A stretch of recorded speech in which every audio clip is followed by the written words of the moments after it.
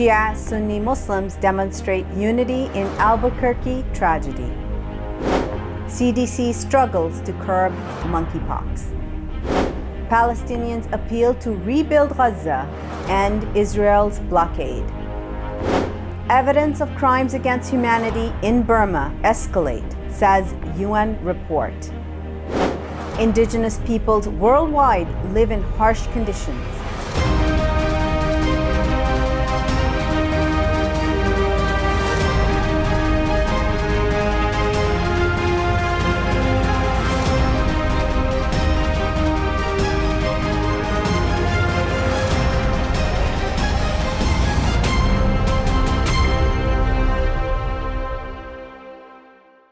From Washington, D.C., this is the Muslim News on Muslim Network TV. Assalamu alaikum, I'm Hena Zuberi. Our top story tonight: Aftab Hussein, a Shia Muslim, and Muhammad Afzal Hussein, a Sunni Muslim, both prayed in the same masjid. Their funeral services took place together at the same Islamic Center of New Mexico last Friday in Albuquerque. Both Pakistani immigrants were buried side by side in the same graveyard. Police have charged an Afghan immigrant, 51-year-old Mohammed Sayed, for their killings and is suspected in the killings of two others, both Afghans. Sayed was arrested while driving a Volkswagen Jetta that authorities believe was used in at least one of the attacks that killed 4 Muslim men within the last 10 days. Sayed denies his involvement. His daughter told CNN that her father was at home when the murders took place. Muslim community and organizational leaders from the Sunni and Shia traditions held a joint press conference in Washington, D.C. to express unity and solidarity in response to the arrest. The far right in the United States responded ominously to the FBI's Monday night search of former President Donald Trump's Florida mansion. Republican lawmaker and television personalities accused the Biden administration of weaponizing the Justice Department. Meanwhile, popular and anonymous social media users beat the drums of a civil war. Lock and Load read the top comment about the Mar-a-Lago search on patriots.win, a pro-Trump forum. One user suggested violence is imminent with authentic pain coming on. NBC News reporter Ben Collins reports the content shared on pro-Trump forums Monday was even more violent than what was posted in the lead-up to the deadly January 6, 2021 Capitol attack. On Tuesday, Minnesota Representative Ilhan Omar, a member of the Progressive Squad, narrowly won the Democratic primary against a centrist challenger. Former Minneapolis City Councilman Don Samuels conceded the race to Omar. Samuels has questioned Omar's support for the Defund the Police movement and rising crime rates. Omar is running for a third term in Minnesota's 5th Congressional District. Her opponent was heavily supported by Hindutva supporters. She withstood a primary challenge from Samuels and 3 other Democratic primary candidates. Another progressive, Becca Balint, won the Democratic primary in Vermont. She could become the first woman representing the state in Congress. 2 other members of the squad, Missouri Representative Cori Bush and Michigan Representative Rashida Tlaib, also withstood primary challenges. The Centers for Disease Control and Prevention is taking measures against monkeypox infections amid the reemergence of coronavirus cases.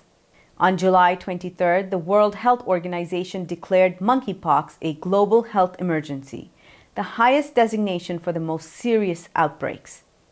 More than 26,000 confirmed cases of monkeypox have been reported worldwide this year, according to the CDC.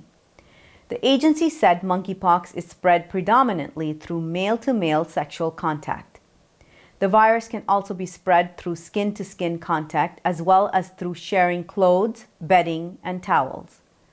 The median age of patients is 35, with an age range spanning 17 to 75. 5 cases have recently been reported in children in California, Indiana, and Washington, D.C. The most common symptoms include a rash reported in 99% of U.S. cases, malaise, fever, and swollen lymph nodes. Ben & Jerry's ice cream company is seeking an injunction to prevent parent company Unilever plc from transferring intellectual property and branding to an Israeli company. The case is being heard in the Federal Southern District Court of New York. An injunction will restrict the marketing of the company's products in the Israeli-occupied West Bank, which the ice cream maker said was against its values. Israeli settlements on Palestinian land are illegal according to American and international law. U.S. District Judge Andrew Carter said that he was unsure Ben & Jerry's had shown it faced imminent harm following Unilever's sale to local licensee Avi Zinger. Ben & Jerry's sued Unilever on July 5th to try to stop the sale of its business in Israel to Zinger.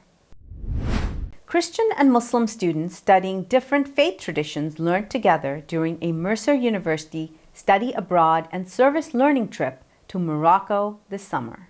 12 Mercer students participated in interfaith dialogue with their counterparts at Al Akhawain University in Ifran, Morocco. It was Mercer's first such program in the North African country. The students from both universities participated in several activities that encourage listening and understanding. They participated in an interfaith hike through the Atlas Mountains while sharing their faith and what motivated them to love God and their neighbor. Students also shared their earliest religious memory and most meaningful religious experience. Palestinians appeal to rebuild Gaza and end Israel's blockade. Details after the break.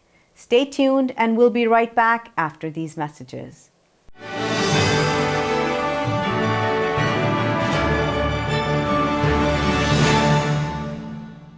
If I could be you, and you could be me for just 1 hour. If we could find a way to get inside each other's minds. Walk a mile in my shoes. Walk a mile in my shoes.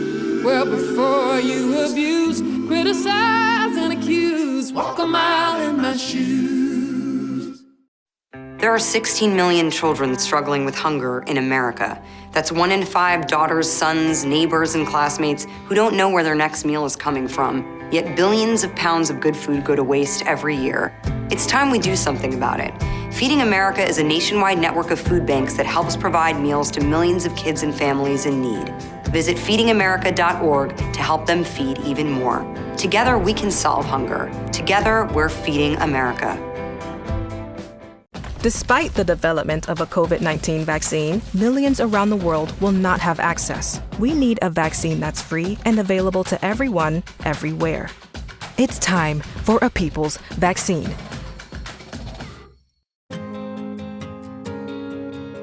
When times get dark, we can't see the help that's all around us.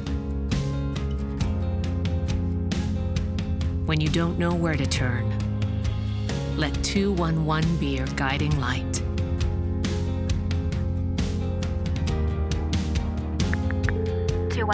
How can I help you? Our guides are ready to connect you with the help you need.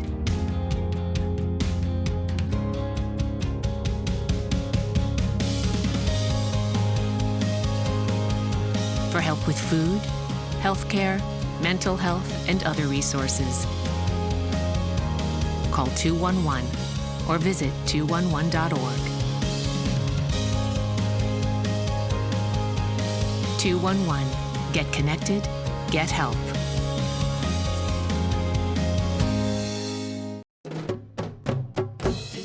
Assalamu alaikum! Open up your eyes. Assalamu alaikum everyone, it's your brother Zain Bika from South Africa. One of the first educational programs ever produced for Muslim children was the ever popular Adam's World series. The colorful and comical Muslim puppets stole the heart of a generation. Sound Vision will be releasing brand new episodes of Adam's World with the launch of a Adam's World app. Subscribers will enjoy new Adam's World episodes as they are released, as well as all the classic episodes of Adam's World. So visit adamsworldapp.com now to learn more, subscribe, and enjoy new adventures of Adam and his friends. And let's keep helping tomorrow's Muslims today. Assalamu alaikum.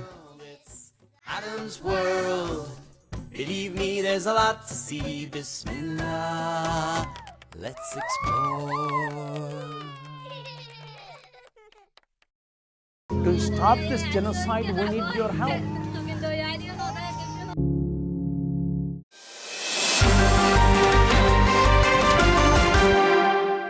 Welcome back. On Monday, Palestinian officials called for rebuilding Gaza and ending Israel's 15-year-long blockade. The call came a day after an Egyptian brokered ceasefire to end 3 days of Israeli airstrikes on Gaza and retaliatory rocket fire. At least 45 Palestinians have been killed and more than 360 others injured in the Israeli offensive, including children, according to the health ministry. Israel's attack left 18 housing units destroyed, 71 others inhabitable, and over 1,000 partially damaged, Deputy Minister of Public Works and Housing Naji Sarhan said.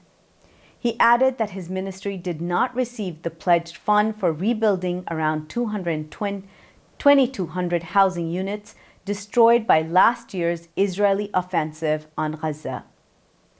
Government spokesman Salama Marouf called for ending Israel's policy of collective punishment against Gaza's population. We appeal to the international community to lift the blockade imposed on Gaza, he said.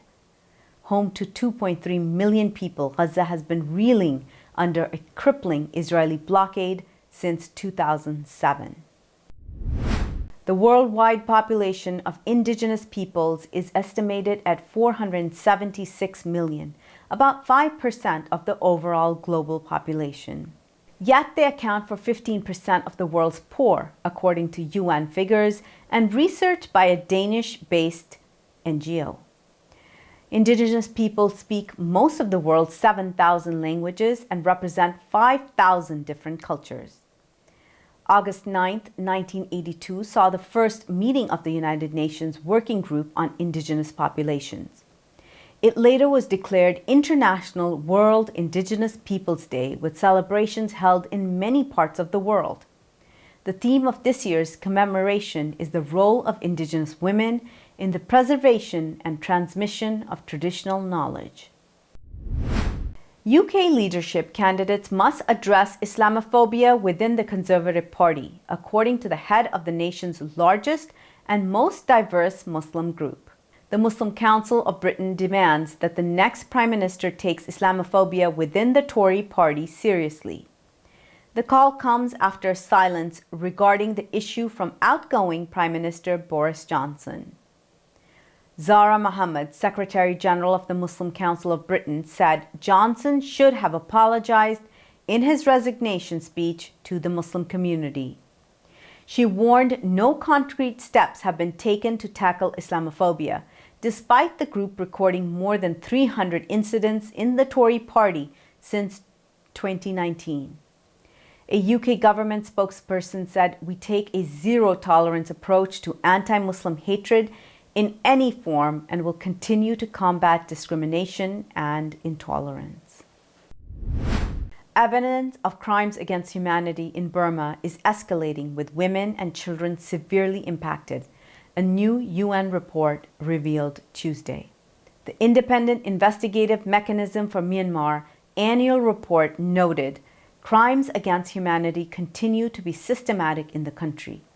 The document was released just 2 weeks before the 5-year commemoration of the mass displacement of nearly 1 million Rohingya from Burma. Crimes against women and children are historically underreported and under-investigated, said Nicholas Komjian, head of the mechanism. The report was prepared after collecting more than 3 million information items from almost 200 sources within 3 years. It noted children have been tortured, conscripted, and arbitrarily detained, including as proxies for their parents.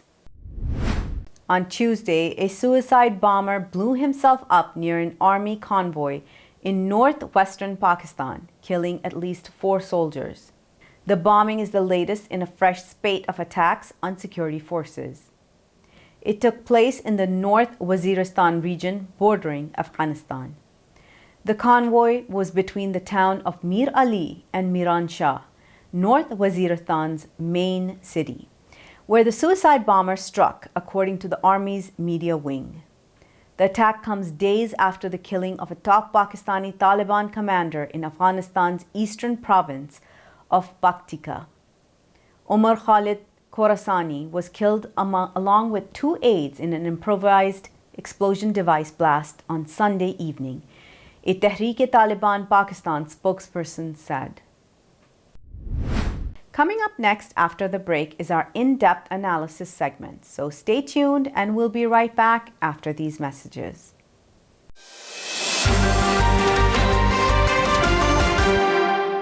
If I could be you, and you could be me for just 1 hour, walk a mile in my shoes, walk a mile in my shoes.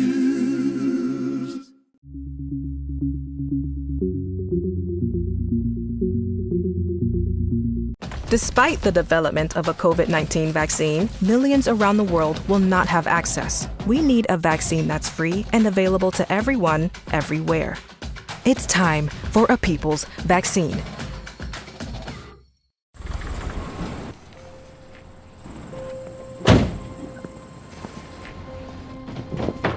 Dad, they took over my bedroom. Come on, come on. Okay, Dad. 1, 2, 3. Dad!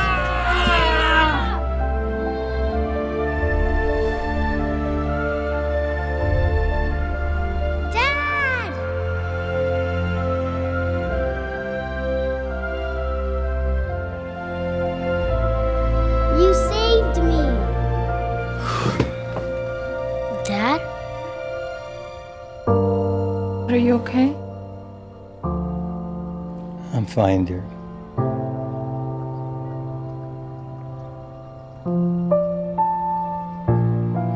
Your hero needs you now, and AARP is here to help. Find the care guides you need at aarp.org/caregiving. We are Justice for All. Headquartered in the heart of downtown Chicago, Justice for All is a global humanitarian initiative dedicated to raising awareness for human rights concerns impacting vulnerable minority groups. Our diverse team of staff and volunteers, led by Imam Malik Mujahid, work tirelessly to help Justice for All achieve their goals.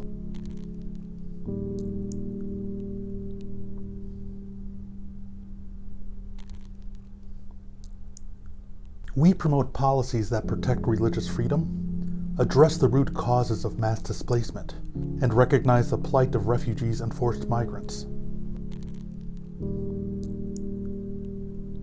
Together, we can continue to stand up for justice. Justice for all.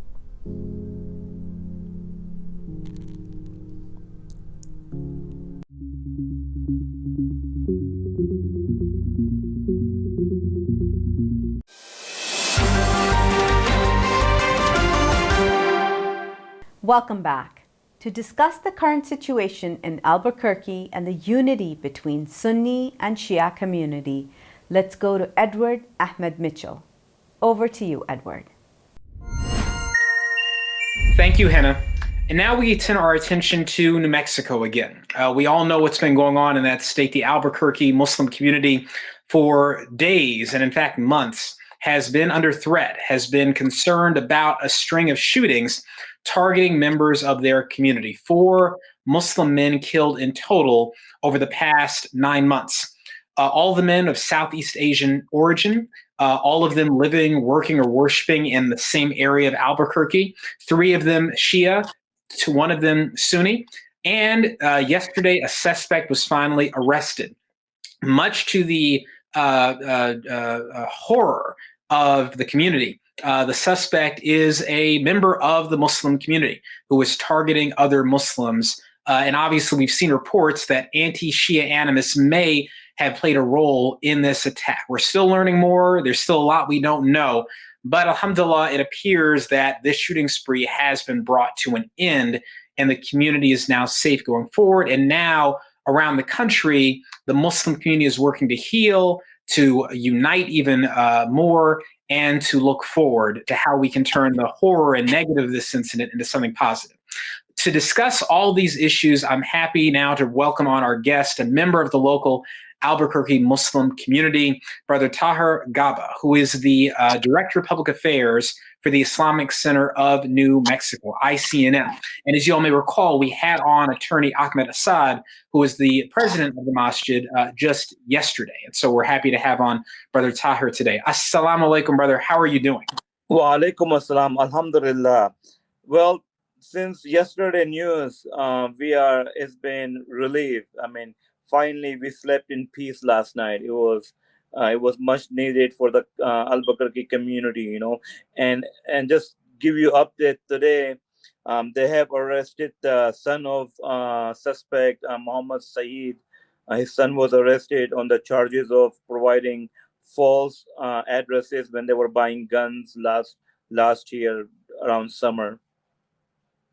Thank you for that update. So again, there's still more coming out, more to learn, and obviously this will all unfold in the coming weeks, inshallah. Let me ask you, Brother Tahir, tell us a bit more about what this situation has been like on the Albuquerque Muslim community over the past week. How has the community been coping? What's been the reaction? Just, tell us a bit about what you all have been experiencing. Well, I mean, it all started last year in November when we had a fatal shooting of Brother Ahmadi outside of his business. At that time, we didn't think anything of it. We thought it was just a random shooting because city of Albuquerque is going through some crimes, increasing the crime. So we didn't think anything of it, And then we heard of Brother Aftab Hussain on July 26th. And we were a little worried and was still not panic mode, But when we found out about Muhammad Afzal Hussain on August 1st, he was murdered on August 1st around 9:30. And I found out 2 in the morning, one of the community member, he called me and said, "Hey, could you please check if everything okay with Muhammad Afzal? Because I've been hearing some news, because I knew Muhammad Afzal." So I start calling and I got hold of one of the common friend. So he confirmed me that yes, Muhammad Afzal was shot dead around 9:30, and we were in shock. I mean, in Albuquerque, I believe the homicide last year was probably the first one I remember. I've been in Albuquerque since 1995. I don't remember any homicides, of any Muslims in Albuquerque. And when that happens, so that means we have 2 fatal shootings of our Muslim brothers within 5 days. So it was a panic mode. So Tuesday morning, 7:30 in the morning, I called President Ahmad Assad, because I am the Director of Public Affairs with the Islamic Center of New Mexico. And so he's a president. So I called him right away and I gave him update. And I told him, okay, because he's a lawyer also in Albuquerque. So he said, okay, let's start calling each other sources and let's gather information what's going on. So we started getting some information from APD. At the time, they still didn't know a lot because it was still fresh. So Wednesday, Brother Ahmad Assad, I believe he was briefed by APD what was going on and what happened, and then Thursday morning they scheduled a press conference 9 a.m. at the Islamic Center of New Mexico, and we met before that 8:30 with FBI and APD. They kind of give us briefing, like what they're looking into it, what kind of news will be released to public and stuff like that. At that time, APD informed us that, hey, possibly these two killings and the one happened last year in November, they all three are linked. So we were shocked. But at that time, it still was not the public knowledge, And then the press conference happened, and the Muslim is starting to find out what was happening, and we started getting calls, So a panic. I think people at that point were probably concerned about their safety, right? Wondering, am I next, right? If well, this well pattern, to be honest with you, there was still not that kind of a panic, And then Friday, we had a funeral for both brothers together. Yeah. And usually at the Islamic Center of New Mexico, everybody's welcome. So just the background is Aftab Hussein is Shia and brother Afzal is Sunni. So we have both of these brother funeral together right after Jummah prayer, And me and Ahmad were talking on Friday, and we were like, you know what? Hopefully, after we bury these two brothers, we will catch a break, and hopefully we'll get update from APD. What I've been told about the Islamic Center is that it's the biggest mosque in the city. It's very welcoming, very accommodating, that Shia people worship there, and obviously Sunnis do, and I was even told that they're buried in the same place. And so it's just, it's something that people don't realize, right? That level. Oh yeah, Islamic Center. Tell us more about that. I'm gonna give you a little story. Please. One of the Pakistani student who was here about 5-6 years ago at the University of New Mexico, he's a Shia, So he used to come to the Islamic Center every week, To be honest with you, I did not know he was Shia, right? We welcome everybody, And after he got a job in Philadelphia, he lived in Albuquerque for 3 years, I believe. He moved to Philly, then he went to one of the mosques to pray. And unfortunately, somebody told him, hey, please stop coming here. And so he was shocked, and he was like, you know what, brother, I miss Albuquerque. I miss Islamic Center of New Mexico, where you guys were so welcoming, So the point is, our center is open to everybody.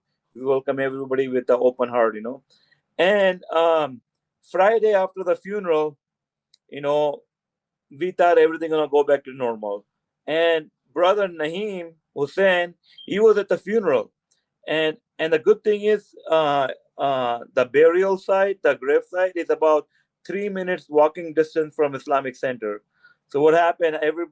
We have to carry the janazas in the vehicle, but everybody walks over there to the graveyard, And a lot of people, when they come back, usually center provide them food, On Friday, friends of Muhammad Afzal, they said, hey, we're gonna get the food ready. So if anybody gonna come after burial, have lunch with us, And Naheem Hussein was at that lunch also, and I was helping them serve. And after Naeem was done eating, and he walked by me, so I just said salam, and we exchanged few words. I was like, hey, he was like, hey, how you doing, and is everything okay? I was like, everything gonna be okay, just be careful, we don't know what's going on right now. Just be careful and watch your surrounding, don't leave your house in the dark hours if you don't have to. Like, and he said salam, and he left. And you never saw him again. This is Brother Naeem, who was then killed later that night. Yep. Later that afternoon, he was shot dead around 4:30. His body was not found till later that night, because he was supposed to meet a friend, and the friend didn't hear from him. They were trying to call him, so they couldn't get hold of him. So he was a trucker, so the truckers have a buddy system where they share each other locations. Yeah. And somehow one of his trucker buddy found out. So he found his location to be the Lutheran Family Service Center, Yeah. So around, I think, I don't have the confirmed time, around 10:30, 11, his friends, when they went to the center, at the Family Lutheran Service Center. They found his vehicle in the parking lot, and when they opened the door, they say it was so dark, so it felt like he was sleeping. And when they touched him, he leaned over passenger side, and there's blood everywhere. So that was the fourth victim. So that was the fourth victim. Now the community did not know of that Friday night, right? Right. So Friday morning, I woke up, relaxed. I saw my, normal. I check my phone for any missed call or messages. I saw a message from my younger brother. He said, "Hey, did you hear there's one more dead Muslim last night?" I was like, "No." And to be honest with you, I was in a state of shock. I was freaking out. Then we start calling Congresswoman Melanie. We start getting hold of the governor office. The mayor office. At that point, it was clear. I mean, it seemed to be a pattern already, but then it left no doubt something is happening here. This is a pattern. There is some sort of serial shooter. This just simply couldn't be a coincidence. And so that's when I think the entire country became aware of this issue. I know some organizations, I think CARE, before the fourth shooting, we had announced a $5,000 reward, but we really didn't think we didn't think it was going to happen again. We hoped it wouldn't, but even we were stunned when we learned that there had been another shooting overnight. It's just unbelievable to think 4 different people. So Brother Tahir, so after that happened, obviously the community, alhamdulillah, got a lot of support. Tell us, what kind of support did you get at that point? Did you get more support from your neighbors, from the government, after you knew at that point, clear pattern after the fourth shooting? So when the broader community outside of the Muslim community of Albuquerque, when they start finding out, start getting a lot of messages from interfaith community. Hey, how can we help you? What can we do? So, and then plus also, if we start getting support from the governor office, from the federal agencies, White House tweeted, and they were involved in it very much, and our Congresswoman Melanie and Senator Martin Heinrich. Let me ask you a question. So about that news. So, the suspect being arrested turning out to be, a Muslim, a local Muslim. Obviously we knew that there was a possibility, right? Who knew who was doing this, that it could turn out to be anybody, right? But it's still shocking, still stunning. We don't want to get into speculation, but there has been some indication that some sort of anti-Shia animus, family issue, may have motivated this. How's the community taking the news about the suspect? I know people are relieved that it's come to an end at least, but how's the community taking this news about the suspect's identity? So me and brother Ahmad Assad, knew about the possibly suspect being one of us. We found out on early and Sunday afternoon that we got few tips. A lot of the people were scared to call cops. They don't know how to talk to them. So they were calling us directly, and then we were putting them in link with APD and other agencies, So we had little idea on Sunday that something was cooking. It possibly be one of us. We didn't know who, So, to be honest with you, it was a personal revenge against all of these people who are died, because there was some personal issues suspect had with a couple. Suspect daughter supposedly wanted to marry a Shia, and he was Sunni, and father was against it. What I've been hearing today, with more information coming out of the city, looks like they were planning these murders since last year summer, because they start buying guns and stuff like the last year, And one of the key part of the thing is they start killing everybody who was close to the couple, either the friends of the husband, and anybody who might have been associated somehow, So that's the angle it is. There is nothing against Shia and Sunni. Albuquerque Islamic Center is very welcoming place. Muslims in Albuquerque usually get along.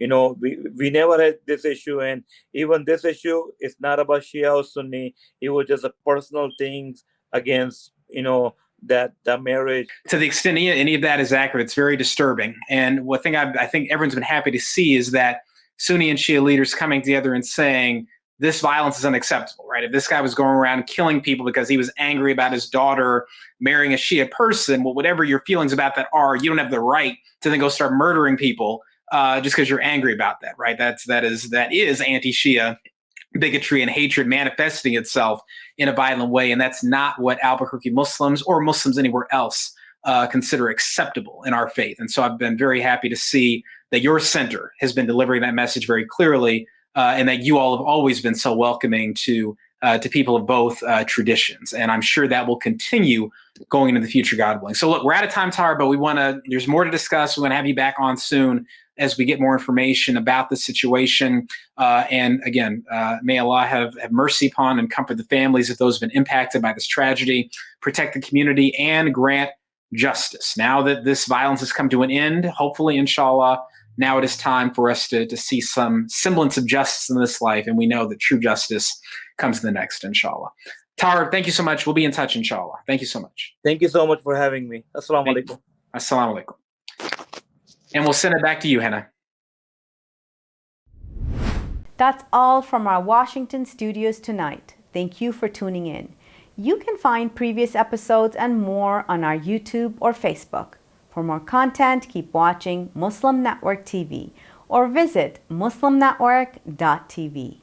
Assalamu alaikum and good night.